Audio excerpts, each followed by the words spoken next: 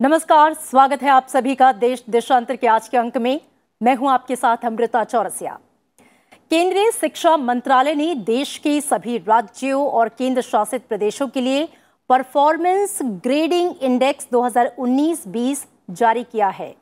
इस इंडेक्स में पंजाब, चंडीगढ़, तमिलनाडु, अंडमान और निकोबार, केरल ने साल 2019-20 के सत्र में सर्वाधिक यानी कि A++ ग्रेडिंग हासिल की है। इसके साथ ही 13 राज्य और केंद्र शासित प्रदेशों ने इंफ्रास्ट्रक्चर और सुविधाओं के लिहाज से 10% या उससे अधिक का सुधार दिखाया है। वहीं अंडमान निकोबार द्वीप समूह और ओडिशा ने 20% या इससे अधिक का सुधार जो है वो इस इंडेक्स में दिखाया है। उत्तर प्रदेश की बात करें तो अपने पिछले प्रदर्शन से करीब 20% का जो है वो सुधार हुआ है, इजाफा हुआ है। खास बात यह है कि अधिकांश राज्य और केंद्र शासित प्रदेशों की ग्रेडिंग में पिछले साल की तुलना में बेहतर सुधार हुआ है। यानी कि देश भर में स्कूली शिक्षा के स्तर पर राज्यों का परफॉर्मेंस पहले से बेहतर हुआ है। इस इंडेक्स में राज्यों और केंद्र शासित प्रदेशों की स्कूल शिक्षा को उनकी परफॉर्मेंस के आधार पर अलग अलग ग्रेड में रखा गया है।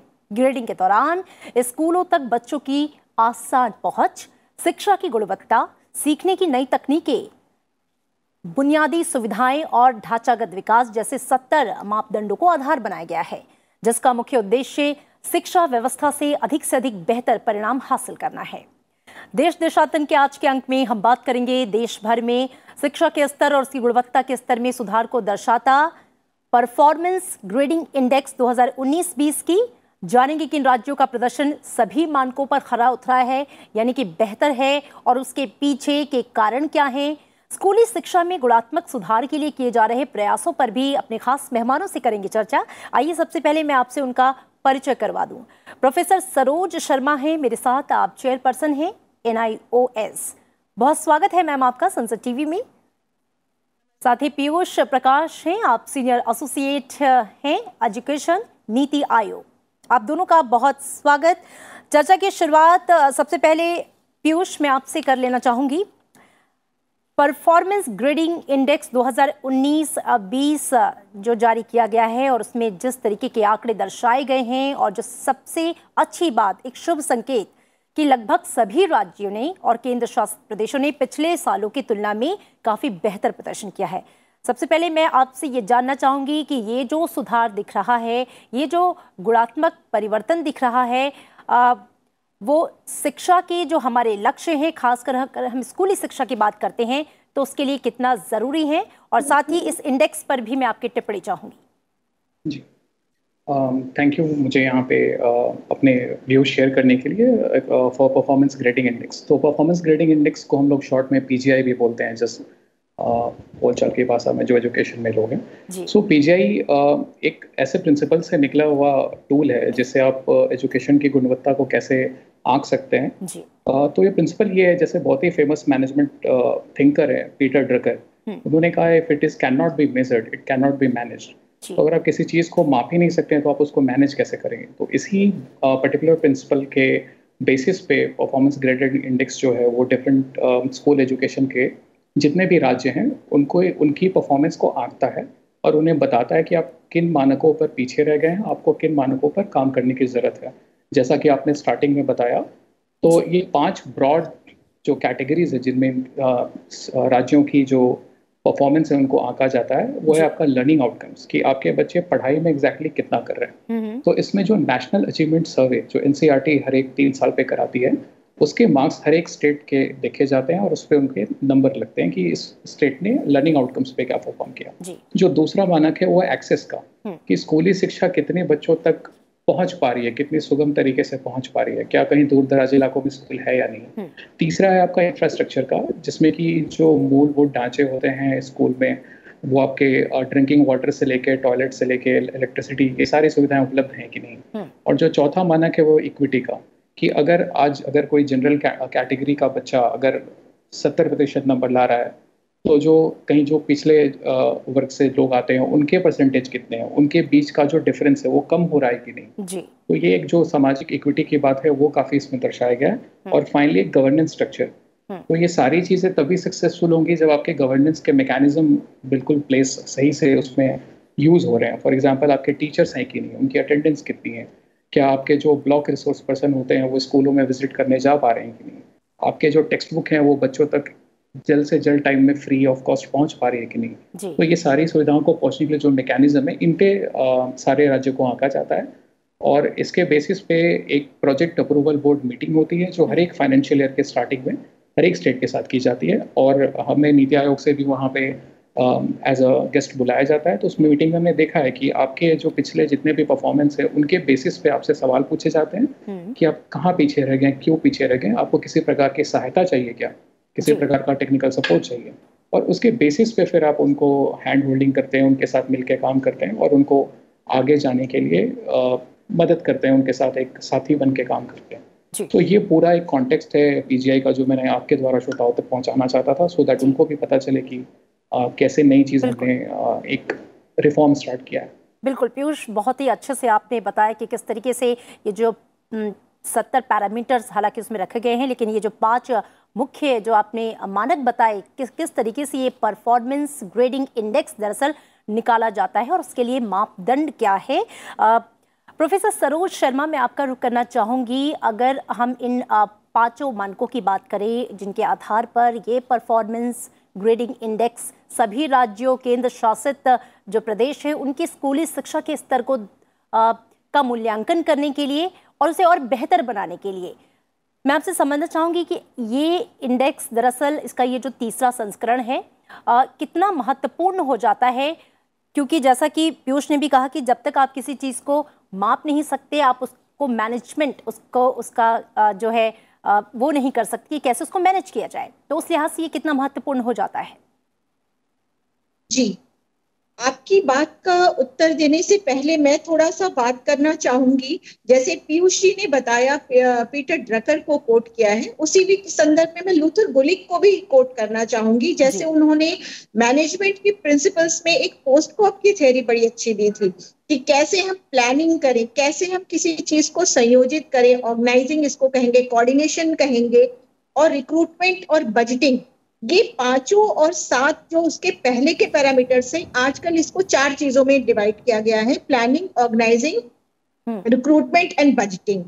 तो मुझे लगता है जो 70 पैरामीटर्स की जो आप बात कर रही हैं और पीयूष जी जिन 5 विभागों में इसको बांटने की बात कर रहे थे कि मोटे तौर पे हमने 5 चीजों को प्रमुख रूप से देखा।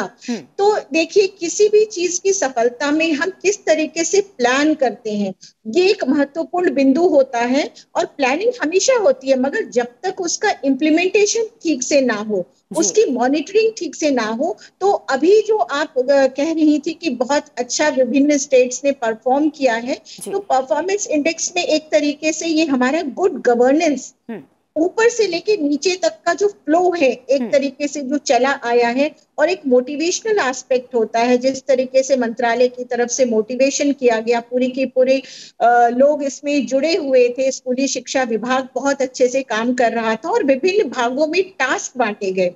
इन टास्क का असर ये हुआ कि समय समय पे मीटिंग होती रही, समय समय पे मॉनिटरिंग होती रही, और एक तरीके से एडवाइस भी उनको समय समय पे दिया गया, उससे एक मोटिवेशन बना रहा। और आज जो आप देख रही हैं कि बहुत अच्छा कुछ राज्यों ने किया है, तो मुझे लगता है कुल मिला के इसी समीक्षा का समय समय पे समीक्षा की गई, उसका भी असर है। दूसरा, मैं आपसे और एक बात कहना चाहूंगी कि पहले जो सर्व शिक्षा अभियान था उसको समग्र शिक्षा के अंतर्गत समाहित कर दिया गया, जिससे उसमें और भी एस्पेक्ट जुड़ गए।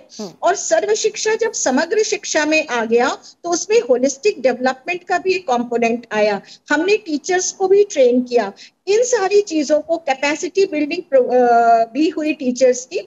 तो ये सारी चीजें, जैसे कंटेंट डेवलपमेंट होता है, उसका डिसेमिनेशन कैसे किया जाए, इसकी भी बहुत सारी बात होती है। क्योंकि मैं ऑनलाइन शिक्षण में हूं, तो मैं आपसे ये भी कह सकती हूँ कि दीक्षा पोर्टल पे बहुत ज्यादा स्टडी मटेरियल भी थे, बच्चों ने उसको भी पढ़ा, और शायद जो कोविड की पिछले साल की जो स्थिति थी उसमें भी हमारे बच्चे सफल रहे इन चीजों को पढ़ने में जो दीक्षा पोर्टल पे है। और जहां तक प्लानिंग और ऑर्गेनाइजिंग की बात है, निश्चित रूप से एक सफल संयोजन और बंधा हुआ नेतृत्व, कसा हुआ नेतृत्व और उसके साथ साथ जो चैलेंज को एक्सेप्ट करने का मादा है, ये सारी चीजों का मिला जुला रूप था जो आज हमें परफॉर्मेंस इंडेक्स पे दिखाई देता है। और निश्चित रूप से ये आगे के लिए शुभ संकेत है कि हम और इन क्षेत्रों में अच्छा काम करें, जिससे हमारे जो दूसरे राज्य जो थोड़ा सा भी पिछड़े हुए दिख रहे हैं, जो आगे के दूसरे स्टेट्स आ गए हैं, निश्चित रूप से वहां भी ये चीजें उन्हें मोटिवेशन मिलेगा और अगले कुछ वर्षों में हमें और भी अच्छा परिणाम मिलेगा।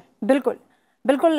पीयूष, जो बातें प्रोफेसर सरोज ने भी कही, सर्व शिक्षा से समग्र शिक्षा की ओर हम बढ़ें और उसमें हमने जो काम किया उसका जो नतीजा है वो कहीं ना कहीं सामने है। मैं आपसे चाहूँगी कि आप बताएं कि इस परफॉर्मेंस ग्रेडिंग इंडेक्स के जो नतीजे आए हैं और राज्यों का जिस तरीके का प्रदर्शन रहा है वो क्या दर्शाता है? अगर आप देखेंगे, जो भी प्रोफेसर शर्मा भी बता रहे थे कि जब तक आप उनको एक पूरा मोटिवेशन, एक लीडरशिप, एक नेतृत्व मिला और उनके पास एक चैलेंज था कि अभी देखिए आप यहाँ पे हैं और आपको आगे बढ़ने की ज़रूरत है। तो ये जो कांस्टेंट मॉनिटरिंग होती है और आपके साथ एनुअल बेसिस पे, मंथली, वीकली बेसिस पे अगर कोई डिस्कशन हो रहे हैं जो आपके मतलब फॉर एग्जांपल अगर सेंट्रल गवर्नमेंट ने गाइडलाइन बनाई कि आप इन सारे पैरामीटर्स पे आप पीछे हैं, आपको थोड़ा परफॉर्म करना है, तो जो स्टेट के जो डिपार्टमेंट्स हैं, एजुकेशन डिपार्टमेंट, उनके जो अधिकारी हैं वो अपने डिस्ट्रिक्ट के जो जिला अधिकारी होते हैं, जो डिस्ट्रिक्ट शिक्षा डीईओ होते हैं, डिस्ट्रिक्ट एजुकेशन ऑफिसर, उनके साथ उनकी लगातार निरंतर मंथली मीटिंग्स वगैरह, रिव्यू मीटिंग चलती रहती है। वही सेम चीज़ परकोलेट होता है आपको नीचे आपके ब्लॉक लेवल पे, आपके स्कूल लेवल पे जो एचएम्स होते हैं वो इन चीज़ों को सीरियसली लेना स्टार्ट करते हैं और एक मोटिवेशन, एक जोश भी बनता है। उनको लगता है कि हाँ नहीं, हमें अच्छा परफॉर्म करना है, हमें स्टेट से अच्छे आगे जाना है। तो वो एक हेल्दी कंपटीशन का जो माहौल है, that is also very important.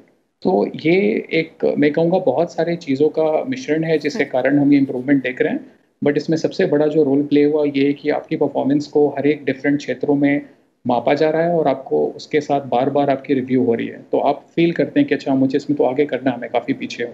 तो ये मोटिवेशन का जो फैक्टर है इस तरीके से काफ़ी अच्छा प्ले कर रहा है और राज्यों ने काफ़ी अच्छा परफॉर्म किया और होपफुली जो ऐसे हम अगर इन्हें रेगुलर ट्रैक करते रहें तो आगे और इम्प्रूवमेंट होगी। बिल्कुल बिल्कुल। प्रोफेसर सरोज, आपने सर्व शिक्षा से समग्र शिक्षा की भी बात की और इसकी कंट्रीब्यूशन को बहुत ही बेहतर तरीके से बताया भी। नई शिक्षा नीति की अगर हम बात करें, जिसमें ये बात है कि किस तरीके से शिक्षा को इनोवेटिव बनाना है, इंटरेस्टिंग बनाना है और दरअसल वो हर वो तरीके जो छात्रों की सीखने की ललक को और ज़्यादा पैदा करें। जो नई शिक्षा नीति में जिन बातों का जिक्र है वो कितनी महत्वपूर्ण हो जाती हैं जब हम चाहे स्कूली शिक्षा की अगर बात कर रहे हों या फिर उच्च शिक्षा की भी बात करें, उनकी परफॉर्मेंस में बढ़ोतरी के लिए? जी, आप राष्ट्रीय शिक्षा नीति जो आई है 2020 जिसको कहा गया है, और आमतौर पे इसको लोग न्यू एजुकेशन पॉलिसी भी कहते हैं, मगर ये नेशनल एजुकेशन पॉलिसी 2020 है जो अब मूर्त रूप ले रही है। आप जब इसको देखेंगी तो ये 4 भागों में विभक्त है और इतना अच्छा और सधा हुआ ये पॉलिसी ड्राफ्ट है और जो पॉलिसी का रूप ले रहा है। इसमें पहला भाग जो है वो पूरी तरीके से स्कूली शिक्षा को और दूसरा भाग है उच्च शिक्षा की बात करता है। आप जिस इंफ्रास्ट्रक्चर की बात कर रही है, इसमें सिर्फ एक जमीनी इंफ्रास्ट्रक्चर, जियो मैपिंग या डेमोग्राफिक की ही बात नहीं की गई है, डिजिटल इंफ्रास्ट्रक्चर की भी बात बहुत अच्छे से की गई है। उसके साथ साथ कंटेंट डेवलपमेंट, मुझसे पहले जो स्पीकर कह रहे थे कि हम एक्सेस और इक्विटी की बात करते हैं, पूरी तरीके से ये जो ड्राफ्ट है 5 प्रमुख बिंदुओं पे निर्धारित है। Access, equity, quality, digital infrastructure और वैल्यू इनकलकेशन। इसमें देखिए एक्सेस पे बात हुई है कि हम 3 से 18 साल तक बढ़े। जो पहले ही सर्व शिक्षा अभियान था 6 से 14 वर्ष के बच्चों के लिए, उसका एक्सपेंशन कर दिया गया है और जो एडल्ट एजुकेशन था वो ओपन बेसिक एजुकेशन की तरह वो बाल वाटिका और आंगनवाड़ी से शुरू हो रहा है। 3 मंत्रालयों के सहयोग से प्रारंभिक शिक्षा की बात की गई है और विभिन्न स्तर इसमें बनाए गए हैं कि 5+3+4 की जो बात की गई है, 3+4। तो ये जो विभिन्न स्तर हैं, हर स्तर पे अच्छे शिक्षक किस प्रकार आए, हर स्तर पे किस तरीके से कैसे एक्सेस हो, बच्चों का एनरोलमेंट हो। और ये जो नीति है वो सिर्फ लिटरेसी की बात नहीं करती है, नो डाउट इसमें लिटरेसी एंड न्यूमरेसी की बात की गई है, ये विद्या की भी बात करती है कि हम बच्चों को शिक्षित करें और सही मायनों में शिक्षित करें, ना कि सिर्फ उनका नंबर एनरोलमेंट बढ़ाएं। तो ये तो बात हुई एक्सेस, जो कि स्कूली शिक्षा में, और साथ ही साथ ये हायर एजुकेशन में भी एक्सेस की बात करती है, जो यूनेस्को का मिलेनियम 2030 गोल्स है। राष्ट्रीय शिक्षा नीति उसकी पैरामीटर्स को भी प्रारंभ करती है और उनके पैरामीटर्स को अचीव करने की बात करती है कि हम 2030 तक 100% साक्षरता स्कूली शिक्षा में ले आएंगे, और हायर एजुकेशन में हम 60% एजुकेशन की बात करते हैं कि हम इतनी लिटरेसी रेट या इतना एनरोलमेंट, लिटरेसी तो मैंने गलत यूज किया, मगर हम एनरोलमेंट इसमें बढ़ाएंगे, क्योंकि आमतौर पे ये देखा जाता है कि एलिमेंट्री एजुकेशन के बाद और सेकेंडरी एजुकेशन में थोड़ी सी संख्या घटती है, और सेकेंडरी एजुकेशन के बाद जब हायर एजुकेशन में जाती है तो एनरोलमेंट रेट घट जाता है। तो ये तो बात हुई एक्सेस की। इक्विटी की जो बात है, समान तरीके से सभी को, इंक्लूजन की बात करती है ये पॉलिसी कि सभी को जोड़ के चलना, समाज की वो वंचित समूह, पिछड़े वर्ग, ट्राइबल क्षेत्र, बहुत सारे ऐसे डेमोग्राफिक रूप में जो पिछड़े हुए क्षेत्र हैं, इसके साथ साथ जो स्पेशल बच्चे हैं उनकी भी शिक्षा की बात हो जाती है। तो इंक्लूजन इक्विटी के साथ आता है, जिसे मैंने कहा कि आपको एक्सेस, इक्विटी और क्वालिटी, आप कितनी भी शिक्षा दें, अगर उसमें गुणवत्ता नहीं होगी तो शायद हम, लर्निंग आउटकम की अभी बात हो रही थी, तो हम उस गुणवत्ता को प्राप्त करने के लिए हमें उस गुणवत्ता के मापदंडों को भी मानना बहुत आवश्यक है। तो हर क्षेत्र में हमारा कंटेंट कैसा हो, उसका डिसेमिनेशन कैसा हो, उसके साथ साथ बच्चों ने कितना सीखा, उसका जो असेसमेंट है उस पर भी स्कूली शिक्षा में परख करके एक डॉक्यूमेंट है, उस पे भी काफी काम हम लोग मंत्रालय के स्तर पे कर रहे हैं। हम सभी ऑटोनोमस बॉडीज जुड़े हुए हैं और काफी काम उस पे हो चुका है परख में, कि हम किस तरीके से जो शिक्षा दे रहे हैं उसमें हम बच्चों का इवैल्यूएशन, असेसमेंट और इवैल्यूएशन किस तरीके से करें। तो ये सब गुणवत्ता को नापने का है। चौथी बात मैं कह रही थी कि वैल्यू एजुकेशन, मूल्य परक शिक्षा, और पांचवी बात जो है भारत केंद्रित शिक्षा। हमारी भारतीय भाषाओं को हम समृद्ध करें, रीजनल भाषाओं को हम समृद्ध करें, और साथ ही साथ हमारे बच्चों को भारतीय संस्कृति, हमारी विरासत के प्रति गर्व महसूस हो। तो इस गर्व को महसूस कराने वाली मूल्य आधारित भारत केंद्रित शिक्षा, जिसमें बच्चा अपनी मातृभाषा में या क्षेत्रीय भाषाओं में शिक्षा प्राप्त करे। तो ये जो 5 प्रमुख बिंदु हैं, इसकी बात ये राष्ट्रीय शिक्षा नीति करती है, और काफी काम इसमें चल रहा है। राष्ट्रीय स्तर पे नेशनल करिकुलम फ्रेमवर्क की बात हो रही है, स्टेट के स्तर पे भी स्टेट करिकुलम फ्रेमवर्क रहेगा। साथ ही साथ मैं जिस डिजिटल इंफ्रास्ट्रक्चर की बात कर रही थी जी, ये जो पहले और दूसरे अध्याय हैं, चैप्टर 1 और चैप्टर 2, उसके बाद जो चैप्टर 3 है, अदर की एरियाज, इसमें डिजिटल इंफ्रास्ट्रक्चर को स्ट्रॉन्ग करने की बहुत ज्यादा बात की गई है, क्योंकि निश्चित रूप से हमारे यहाँ एक डिजिटल डिवाइड है, बहुत बड़ा हमारा देश है,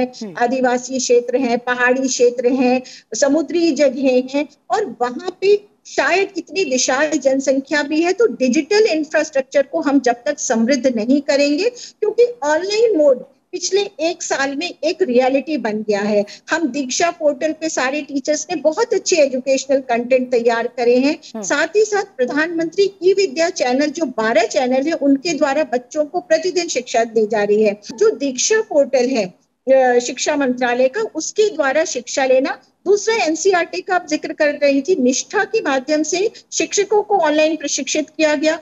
डीएलएड में हम एनआईएस प्रशिक्षित करते हैं अपने शिक्षकों को प्राथमिक स्तर के। तो ये सारी चीजें चल रही हैं उसी गुणवत्ता के मापदंड को प्राप्त करने के लिए। तो डिजिटल इंफ्रास्ट्रक्चर भी हो रहा है। आपने इनोवेशन की बात की, शायद ये नीति ऐसी है जो सबसे ज्यादा शोध और इनोवेशन की बात करती है। नेशनल रिसर्च फाउंडेशन की बात हुई है। साथ ही साथ स्कूली स्तर पे हम एक्शन रिसर्च पे बहुत काम कर रहे हैं। अच्छे शिक्षकों को इनोवेशन के लिए पुरस्कार पिछले वर्षों में दिए गए हैं। तो ये सारे नवाचार जो हैं वो राष्ट्रीय शिक्षा नीति के माध्यम से आगे भी आएंगे और अभी पिछले हाल के वर्षों में काफी इस पे काम हुआ है। निश्चित रूप से भविष्य उज्जवल है और जल्दी ही आप देखेंगे कि ये जो नीति है कैसे पुष्पित और पल्लवित हो रही है और हमारी छात्रों के परफॉर्मेंस पे और भी अच्छा।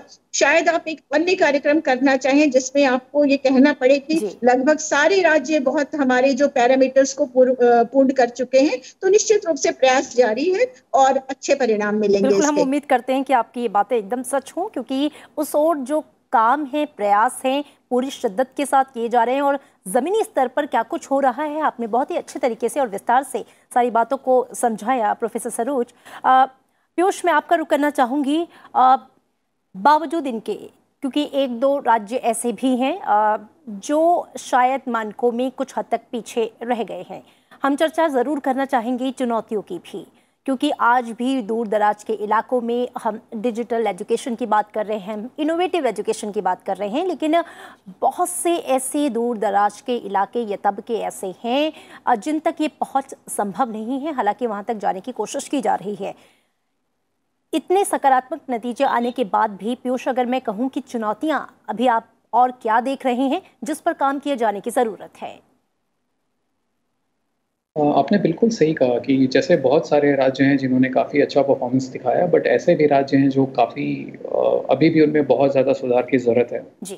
बट ये जो हमारा पूरा पीजीआई प्रोसेस है, ये हमेशा इंक्रीमेंटल चेंज देखता है कि आप जब पहले जहाँ थे वहाँ से आपने कितना इम्प्रूवमेंट दिखाया और उसकी अप्रिशिएशन होती है, बट साथ ही साथ आपको ये भी देखा जाता है कि कहाँ पे आप पीछे हो रहे हैं और किस तरीक़ों से आपको उसमें सपोर्ट किया जाए। जो मैं आपको स्टार्टिंग में PAB मिनट्स की मीटिंग की बात कर रहा था, प्रोजेक्ट अप्रूवल बोर्ड, तो वहाँ पे देखा जाता है कि आप किस एरिया में, इनफैक्ट पीजीआई इंडेक्स पे काफ़ी 10, 15, 20, 25 मिनट की चर्चा होती है कि किस पर्टिकुलर इंडिकेटर पे आप पीछे रह गए हैं, किस प्रकार की सपोर्ट चाहिए।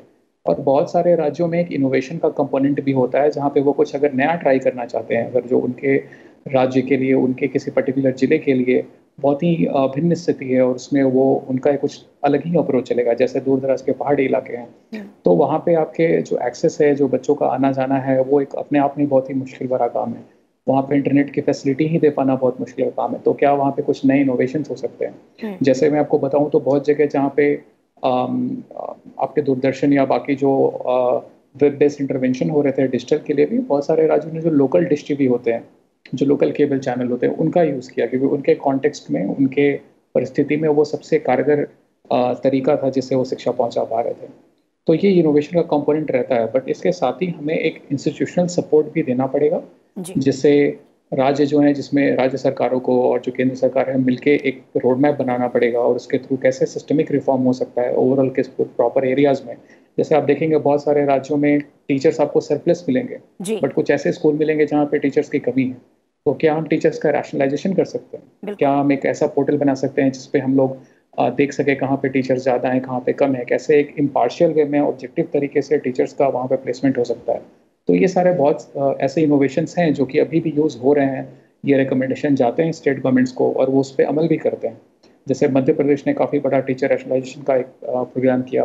अब उनके जो स्थिति थी, जो पीपल टीचर रेशियो होता है, वो काफ़ी सुधर गई है। उसमें एक बच्चे के ऊपर, मतलब एक टीचर कितने बच्चों को पढ़ा रहा है, उसका जो रेशियो था वो कम हो गया है। अब वो एक टीचर ज़्यादा बच्चों के ऊपर ध्यान दे पा रहा है। तो ऐसे वाले इनोवेशंस चले हुए हैं और चल रहे हैं। और ऑब्वियसली क्योंकि ये आपने भी देखा, ये 3 साल पहले ही स्टार्ट हुआ है और चेंज आने में थोड़ा टाइम लगेगा, बट अच्छी बात ये है कि हर एक राज्य ने कुछ ना कुछ इम्प्रूवमेंट अपने डिफरेंट पैरामीटर्स पे दिखाया।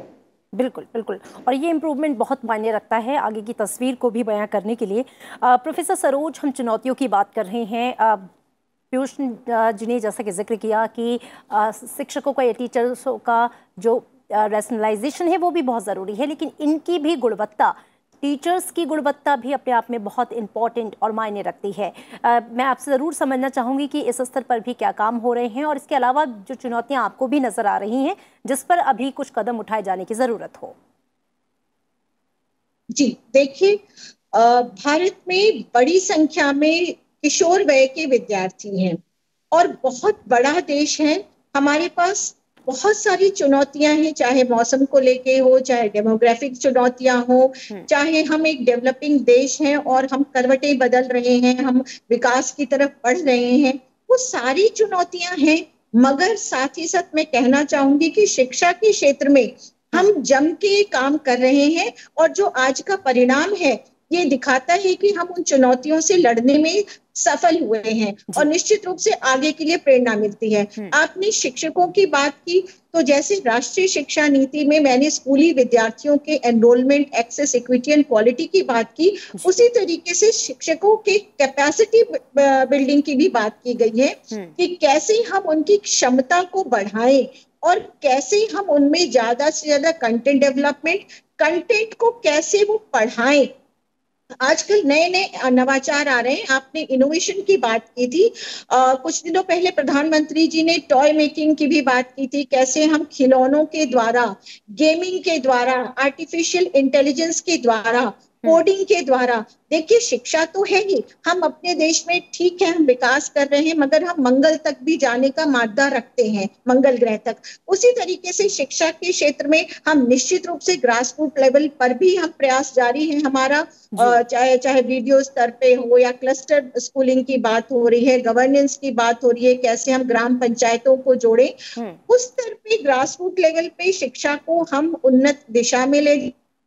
साथ ही साथ पूरी दुनिया में जो अभी चीजें हैं, चाहे कोडिंग है, गेमिंग है, आर्टिफिशियल इंटेलिजेंस है, उसका ज्ञान भी हम बच्चों को दें। तो ये जिसमें एक दो तरफा प्रगति होगी, एक तरफ तो इंडिया स्ट्रिक एजुकेशन हो, साथ ही साथ ग्लोबल स्तर पे वो ना पिछड़े। तो इसमें टॉय मेकिंग है, कोडिंग है, इन सारी चीजों के द्वारा भी शिक्षकों को प्रशिक्षित किया जाए, वो डिजिटल चीजों से परिचित हो सके, वो कक्षा में स्मार्ट बोर्ड, स्मार्ट कैंपस रख रहे और कक्षा में उसके द्वारा भी पढ़ाएं, वीडियो, ऑडियो वीडियो एड्स को यूज करना चाहें। तो इन सारी चीजों के लिए क्लासरूम मैनेजमेंट, साथ ही साथ किस तरीके से ग्लोबल लेवल पे उन चीजों को शिक्षा में हम लाएं, तो शिक्षकों का कैपेसिटी बिल्डिंग पे ये राष्ट्रीय शिक्षा नीति बहुत ज्यादा जोर देती है। और जैसे मैंने आपको निष्ठा की बात करी, और साथ ही साथ NIOS के स्तर पर भी DLH के शिक्षकों को ऑनलाइन मोड से प्रशिक्षित किया जा रहा है। इस राष्ट्रीय शिक्षा नीति में कस्तूरबा गांधी स्कूल की भी बात की गई है, साथ ही साथ इंक्लूजन की बात बहुत की गई है। जो दिव्यांग बच्चे हैं उनके लिए भी स्कूलों की बात की गई है, बोर्डिंग स्कूल की भी बात की गई है कि जी बिल्कुल जिला स्तर पे हो, नवोदय विद्यालय के स्तर बिल्कुल। तो जमीनी स्तर पर प्रोफेसर सरोज, तो जैसा कि आपने भी बताया कि काफी प्रयास किए जा रहे हैं, और चाहे हम इस परफॉर्मेंस ग्रेडिंग इंडेक्स की बात करें, इसके जो नतीजे आए हैं वो प्रयास परीक्षित भी हो रहे हैं, दिखाई भी दे रहे हैं। पीयूष, चूंकि अब वक्त कम है, मैं चाहूंगी क्लोजिंग कमेंट के साथ अपनी बात रखें, लेकिन इसमें मैं एक चीज़ और महत्वपूर्ण जो बिंदु था वो छूटा कि पेंडेमिक का जो ये दौर है, पिछले 1.5-2 साल से हमारे बच्चे, उनकी शिक्षा जो है और शिक्षा का जो रूप स्वरूप है वो काफ़ी बदला महामारी के इस दौर में। ऐसे में किस तरह के प्रयास अभी किए जा रहे हैं ताकि इन परिस्थितियों में भी जो हमारा लक्ष्य है उसे प्राप्त किया जाए, अगर हम फ्यूचर ओरिएंटेड होकर बात करें? जी, आपने बहुत ही सही बात की। जैसे अभी पैंडेमिक के कारण स्कूल्स बंद हो रहे हैं और बहुत जगहों तक शिक्षा पूरी अच्छे तरीके से नहीं पहुंच पा रही है, जबकि बहुत स्टेट्स कोशिश कर रहे हैं और पहुंचाने की। तो अगर ये नहीं पहुंचेगी तो बच्चों का जो लर्निंग आउटकम्स वो फिर से पीछे होगा, और अगर स्टेट के जब परफॉर्मेंस देखेंगे तो शायद वो अगले इस बार के कंपैरिजन में थोड़ा नीचे हो जाए। तो इसके लिए 2 माध्यम से तरीके चल रहे हैं, जो शायद मैंने पहले भी कभी डिस्कस किया है कि एक तो हमारा ऑब्वियसली ऑनलाइन मोड है, एक ऑफलाइन मोड है। तो हर एक स्टेट ने अपनी अपनी स्ट्रैटेजी बनाई है अपने तरीके से कि वहाँ पे क्या चैलेंजेस है। जो कंटेंट है वो डेवलप हुआ है, बहुत सारे कंटेंट पहले से थे, और डिजिटली जहाँ भी पॉसिबल है वहाँ उससे पहुँचाया गया है। और ऑफलाइन मेथड में बहुत सारे स्टेट्स ने अपने वर्कशीट्स, हर एक आपके जो क्या आपको सीखना है उसके हिसाब से लर्निंग आउटकम्स के बेसिस पे वर्कशीट्स बनाई है और बच्चों तक घर जाके डिस्ट्रीब्यूट हुई है, या बच्चे स्कूल जाके उन वर्कशीट्स को कलेक्ट किया है। तो इस प्रकार की 2 प्रणाली के तहत शिक्षा पहुंचाने की पूरी कोशिश करी जा रही है। जबकि हालांकि अभी पिछले 1-1.5 महीने में ये थोड़ा काम रुका हुआ था पैंडेमिक, क्योंकि अपने बिल्कुल जोर पे था। बिल्कुल। तो अभी लेकिन जो आगे का रास्ता है, अब सब स्टेट ने कुछ ऐसा कर रहे हैं कि अपने पूरे 1 साल भर का एक स्ट्रैटेजी बना रहे हैं कि अगर स्कूल बंद हो और स्कूल खुले, अगर दोनों ही सिनेरियोज में, बहुत सारे सिनेरियोज डिफाइन हो रहे हैं, सिनेरियो 1, सिनेरियो 2, सिनेरियो 3, इसके हिसाब से लोग प्लान कर रहे इन हैं। तो चुनौतियों में क्या शिक्षा व्यवस्था ने भी सकता सीखा है, और क्या उस पर काम बेहतर विकल्प हो सकते हैं, उस पर काम हो रहा है। पीयूष गोयल, आपका और प्रोफेसर सरोज शर्मा, बहुत ही बेहतरीन तरीके से आप दोनों ने ही अपनी बातों को रखा। परफॉर्मेंस ग्रेडिंग इंडेक्स की इम्पोर्टेंस को किस तरीके से आपने समझाया, और शिक्षा में गुणात्मक सुधार लाने के लिए जो प्रयास जमीनी स्तर पर किए जा रहे हैं, ये सारी बातें आज चर्चा के दौरान आई। इसी के साथ देश देशांतर के आज के अंक में इतना ही। आप दोनों खास मेहमानों का शुक्रिया। नमस्कार।